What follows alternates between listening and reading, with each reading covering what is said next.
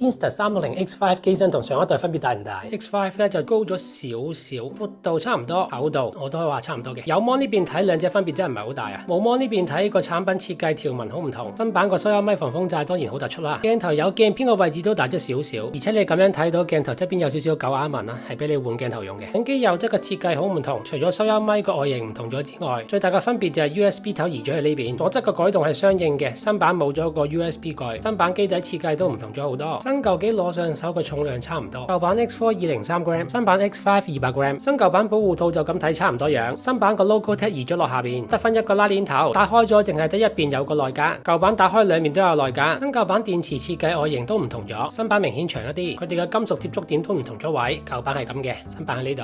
咁啱拍埋睇就會見到新版長好多啦。新版嘅定額能量係 9.34 Wh， 大過舊版嘅 8.82。好明顯新版電池插唔入 X4， 舊版電池都插唔入 X5， 新舊電池唔兼容，又要買個 loop。今日你就見到。